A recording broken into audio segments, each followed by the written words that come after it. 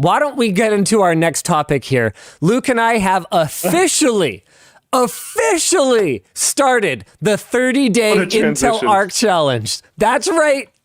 It's happening. Started late last night. I currently have 2 power supplies under my desk. Things are going. You know what's the funny thing about it is 5 years ago, that wouldn't have even been a problem, but Luke and I both ran into physical installation issues with our cards because I couldn't find the modular cable bags for my power supplies for the 2 machines that I moved to Intel Arc. And the A750 and A770 both use an 8 and 6-pin power adapter, and both of us in all the rigs we upgraded, we're using dual 8-pin and not 6+2, like dual 8-pin connectors. And I was not going to go out and get a Dremel and freaking cut off 2 pins for a temporary ass GPU install. That was not going to happen.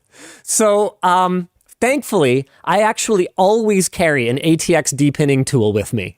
It is literally always in my backpack. So I was like, I have the solution. Now's the time. My emergency tech drawer had a dual Molex to 6-pin PCIe adapter, so I depinned that, took the sacrificial connector, depinned my power supply, put all the pins in, and I'm ready to go. I just got the extra 2 just hanging out in their 8-pin for when I put it back together and hopefully don't destroy it.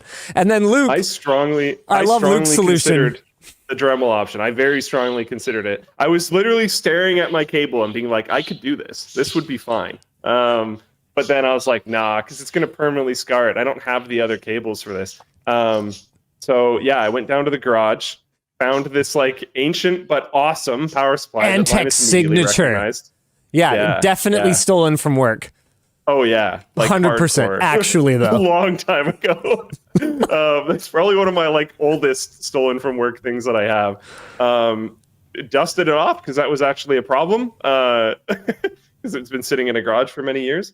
But yeah, jumpered the 24-pin, put it in the 4, put it in the 5, and now I have to turn my computer on like a plane because I have to turn the power supply on for the graphics card. That gets going. And then I have to turn the computer on. So I have like a starter motor and then I actually turn the computer on, which I find genuinely entertaining. So I think I'm just going to leave it this way for like the whole month. Oh, no. You're going to kick it. You're going to kick it at some point. 100%. I have it. So the 24-pin with the bridging connector is just resting in the ARC box right now. Okay. But I'm going to like tape it in there.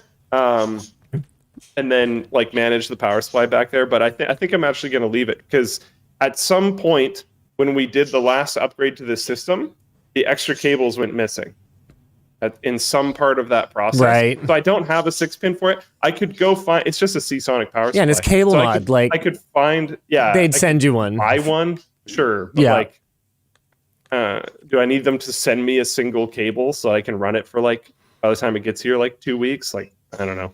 Probably not.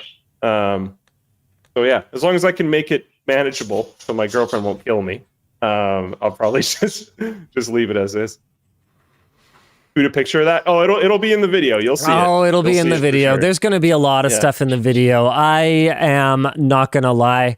It was one disappointment after another for me. Like I will accept I will accept my portion of the blame here, okay?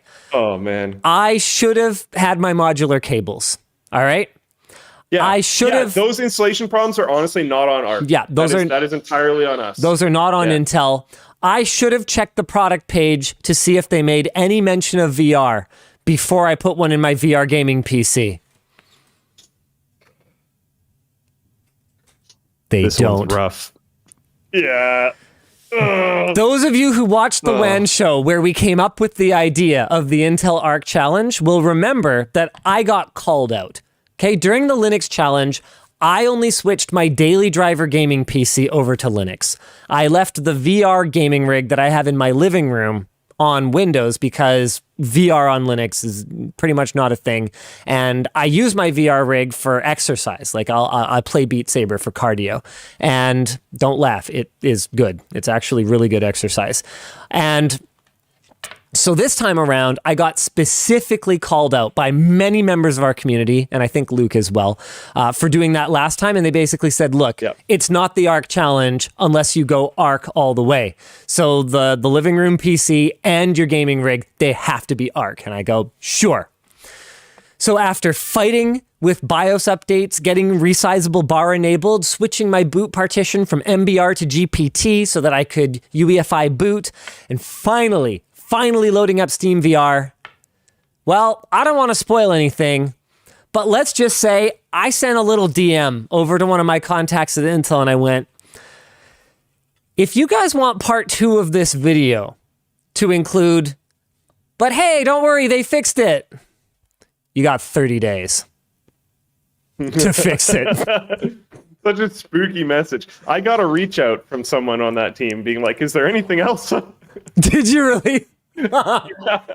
I'm not gonna say who. They're a good person though.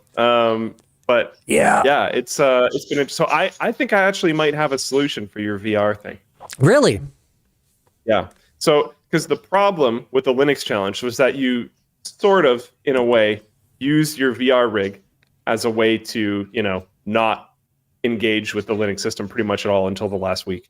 I just didn't feel like gaming. It was such a chore. Oh, except when VR, I was playing Beat Saber, yeah, because just grab and go. So, how about?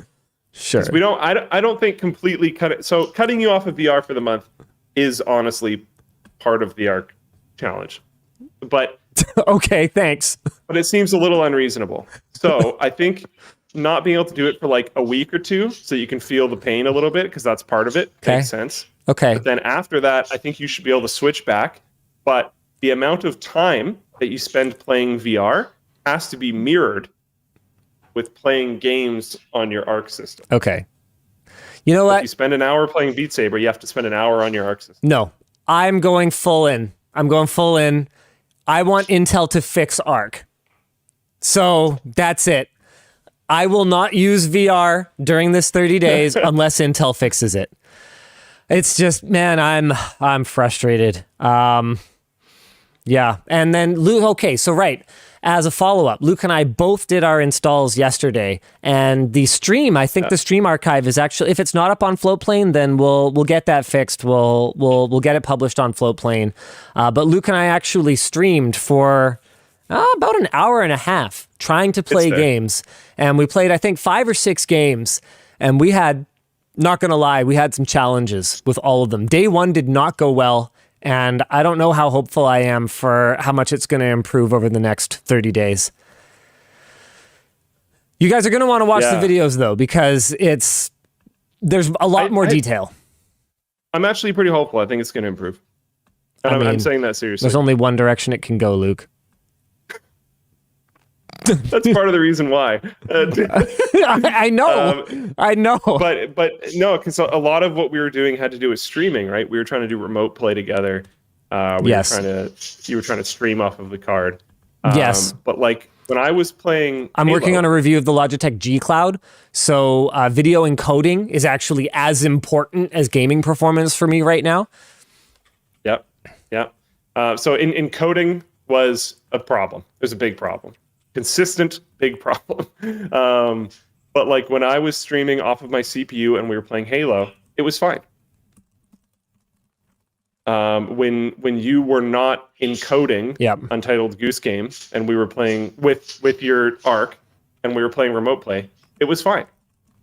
So for like super normie level gaming, no VR, no encoding, etc., I think it's going to be fine, and I think that's probably going to be a pretty significant amount of the month. So I think the hill is up from here. But yeah, it's an uphill battle, that's for sure. I'm not sure if that's what you meant there, but I like it.